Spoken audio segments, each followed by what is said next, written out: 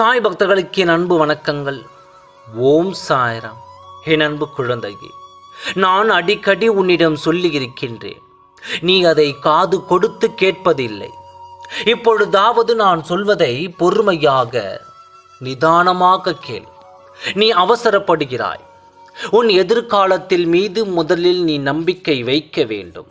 அதாவது உன் அப்பா, நான் உன் எதிர்காலத்தை அழகாக வடிவமைப்பேன் என்று என் மீது நம்பிக்கை வை. உனக்கே உன் வாழ்வின் மீது பிடிப்பு இல்லாமல் போனால் அதன் பிறகு வெற்றி காண்பது கடினம். நல்லவர்கள் என்று தோற்பது இல்லை. என்னை நம்பியவர்களை நான் என்றும் கைவிடுவதும் இல்லை. கஷ்டத்தை சகிக்க பழக வேண்டும். அதை பார்த்து பொறுமை இழந்து சோர்வு அடையக்கூடாது. எதையும் எதிர்த்து நின்றால்தான் துணிவோடு கடந்து வர முடியும்.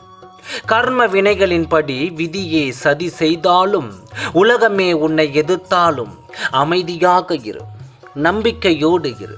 எல்லாம் கூடிய விரைவில் முடிவுறும். அதுவரை என் மேல் நம்பிக்கை வைத்து சற்று பொறுமையாக இரு.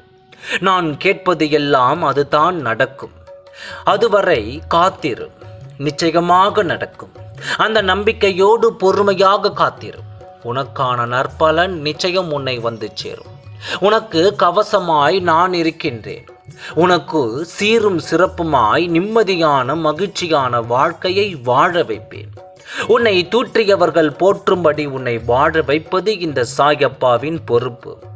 வரும் காலம் உன்னை குறையில்லாமல் வாழ வைக்கும். அந்த காலம் உன்னை தானாக தேடி வரும். இந்த நிமிடம், இந்த நொடியில் உனக்கான வாழ்க்கையை நீ உணர்ந்து வாழ்ந்து வா. அது போதும்.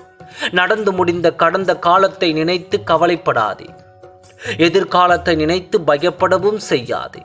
அனைத்தும் என்னால் வடிவமைக்கப்பட்டது. அதிலிருந்து உன்னை காப்பாற்ற வேண்டியது உன் சாயப்பாவின் கடமை. கர்ம வினைகளின்படி உனக்கு கஷ்டம் வந்தாலும் கைப்பிடித்து உன்னை கரை சேர்ப்பதுதான். நான் இருக்கும் பொழுது நீ எதற்காகவும் கவலைப்படாதே. என்னை நம்பு. எப்பொழுதும் உனக்கு துணையாக நான் இருக்கின்றேன். கூடிய விரைவில் நீ நினைத்ததை, ஆசைப்பட்டதை எல்லாம் நடத்தி கொடுத்து, ஆசைப்பட்டதை கொடுத்து உன்னை ஆனந்தத்தில் மூழ்க வைக்கப் போகிறேன். யாம் இருக்க பயமே. ஓம் சாய்ராம். நன்றி, வணக்கம்.